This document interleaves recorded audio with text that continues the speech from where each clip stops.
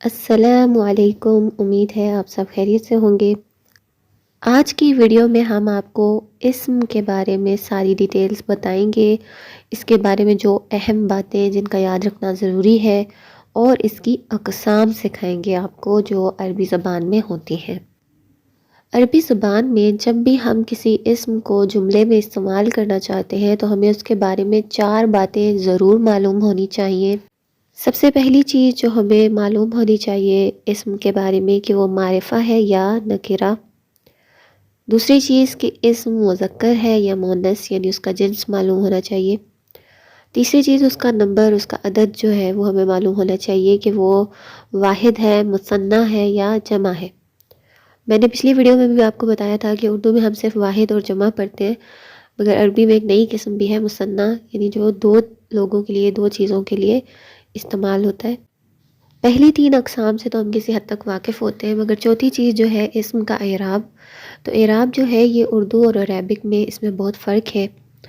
اردو میں ہم زیر زبر پیش کو یہ اعراب سمجھتے ہیں، جب ہمیں کہا جاتا ہے کسی لفظ پہ اعراب لگائیں تو ہم زیر زبر پیش اس کے اوپر لگا رہے ہوتے ہیں، مگر عربی زبان میں زیر زبر پیش کو حرکات کہا جاتا ہے۔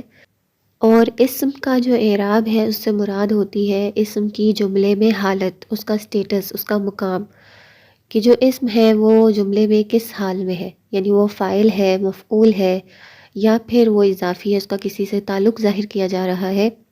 تو ان تینوں حالتوں میں اسم کی جو شکل ہوتی ہے، اس کے آخری حرف کی جو حرکت ہے اس کو نوٹ کیا جاتا ہے کہ اس کے آخری حرف پر اب کون سی حرکت آئے گی۔ تو عربی میں زیادہ تر اسماء ایسے ہوتے ہیں کہ جو تینوں حالتوں میں ان کے آخری حرف کی جو حرکت ہے وہ چینج ہوتی ہے، مختلف ہوتی ہے، اور کچھ اسماء ایسے ہوتے ہیں کہ جن کی تینوں حالتوں میں شکل نہیں تبدیل ہوتی۔ تو اس حساب سے اسم کی جو اقسام ہیں وہ بھی ہم پڑھیں گے ڈیٹیل کے ساتھ، مگر آخر میں سب سے پہلے ہم بات کریں گے اسم معرفہ اور نکرہ کی۔ اسم معرفہ وہ اسم ہے جو کسی خاص یا معین چیز پر دلالت کرے، یعنی جب آپ اسم معرفہ کو پڑھتے ہیں تو آپ کو معلوم ہوتا ہے کہ اس سے مراد کون ہے، کیا ہے۔ جیسے مثال کے طور پر کسی کا نام، جیسے ہم کہتے ہیں زید، تو زید سے ہمیں معلوم ہوتا ہے کہ ہم کس کے بارے میں بات کر رہے ہیں، کسی خاص شخص کے بارے میں ہم بات کر رہے ہوتے ہیں۔ تو معرفہ کسی خاص چیز پر دلالت کرتا ہے، معین چیز پر دلالت کرتا ہے، جبکہ اس میں نکرہ سے مراد ہوتا ہے ایسا اسم کہ جو کسی خاص چیز، معین چیز پر دلالت نہیں کرتا، بلکہ اس سے مراد کوئی بھی ہو سکتا ہے۔ جیسے ایک مثال ہے کتاب کی، کتاب کوئی بھی ہو سکتی ہے، اس لیے یہ اس میں نکرہ کہلائے گی اور اس کا ترجمہ ہوگا کوئی کتاب، کتابن یعنی کوئی کتاب۔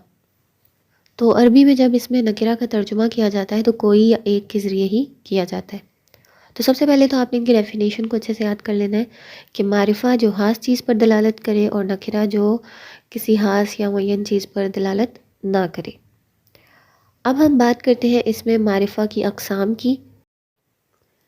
اسم معرفہ کی عربی میں 7 اقسام ہیں۔ پہلی ہے اسم علم۔ علم کا مطلب ہوتا ہے کسی خاص شخص، چیز، جگہ کا نام، جیسے زیدن، مکہ۔ دوسری ٹائپ ہے اسماء ضمائر یعنی پروناؤنس، انگلش میں جیسے ہم ہی، شی، اٹ کہتے ہیں، اردو میں میں، تم، وہ وغیرہ، عربی میں انا، نحن وغیرہ جو ہے یہ ضمائر ہیں، یہ بھی اسماء معرفہ کہلائیں گے۔ اور ان کی مکمل جو تفصیلات ہیں تمام ٹائپس کی وہ ہم آگے جو لیسنز ہیں اس میں سکھائیں گے، ابھی صرف ان کی ڈیفینیشن آپ کو بتائی جا رہی ہے جس کو آپ نے یاد کرنا ہے۔ تیسری جو قسم ہے وہ ہے اسماء اشارہ، جیسے اردو میں ہم یہ اور وہ اشارہ کے لیے استعمال کرتے ہیں، عربی میں ھذا، ذالک وغیرہ، تو یہ بھی معرفہ ہیں۔ چوتھی قسم بتائی جا رہی ہے اسماء موصولہ، جیسے اردو میں ہم جو اور جس کا ورڈ یوز کرتے ہیں، عربی میں ہم الذی، الذین وغیرہ ورڈ یوز کرتے ہیں، تو یہ بھی معرفہ ہیں۔ پانچویں قسم جو ہے وہ ہے معرف باللام۔ معرف باللام کا مطلب ہوتا ہے یعنی ایسا لفظ کہ جس کے شروع میں الف لام لگا کر اس کو معرفہ بنایا گیا ہے۔ اب اردو میں ہم اسے الف لام ال پڑھ رہے ہوتے ہیں، مگر عربی میں یہ جو الف ہے اس کے اوپر زبر ہے تو اس کو حمزہ کہا جائے گا، اور اس کا نام ہوتا ہے حمزۃ الوصل، اور یہ جو لام ہے اس کو لام تعریف کہا جاتا ہے۔ یہ ال اگر ہم کسی اسم نکرہ کے شروع میں لگا دیں تو وہ بھی اس میں معرفہ بن جاتا ہے، مگر اس میں 2 چیزوں کا دھیان رکھنا ہوتا ہے کہ جب ہم کسی اسم کے شروع میں ال لگاتے ہیں تو اس کے آخر میں جو تنوین ہوتی ہے، 2 زبر 2 زیر 2 پیش، وہ ختم ہو جاتی ہے اور ایک حرکت رہ جاتی ہے. جیسے کتاب لفظ ہے اس میں نکرہ، اس کتاب سے جب ہم اس میں معرفہ بنائیں گے تو بنے گا الکتابو. ال لگانے کی وجہ سے آخر میں جو تنوین تھی اس کو ختم کر دیا، ایک حرکت رہنے دی. نکیرہ کا ترجمہ میں نے آپ کو بتایا تھا کوئی یا ایک کے ساتھ ہوتا ہے، تو کتاب ان کا میننگ ہوگا کوئی کتاب یا ایک کتاب، مگر الکتاب کا مطلب ہوگا دا بک، کتاب. یعنی اب یہ کتاب کوئی نہیں رہی بلکہ خاص ہو گئی ہے، اس کے شروع میں ال آ گیا ہے. دوسری چیز جس کا دھیان رکھنا ہوتا ہے کہ کچھ حروف عربی میں ایسے ہیں کہ جن کے شروع میں جب ال آتا ہے تو لام کو نہیں پڑھا جاتا. یہ حروف شمسی اور قمری جو ہے یہ ہم نے تجوید میں بھی پڑھا ہوتا ہے. اگر کسی کو ان کا معلوم نہیں ہے تو کمنٹ میں بتائیے گا، اس پر بھی ایک ویڈیو بنا دی جائے گی. جیسے ہم پڑھتے ہیں الشمسو، تو یہاں پر ہم لام کو نہیں پڑھ رہے ہوتے، حالانکہ لکھا ہوتا ہے مگر پڑھا نہیں جاتا. اس میں معرفہ کی چھٹی قسم جو دی ہوئی ہے وہ ہے مضاف الی المعرفہ. یعنی جب ہم کسی اسم کو کسی معرفہ اسم سے نسبت دیتے ہیں تب وہ بھی خاص ہو جاتا ہے.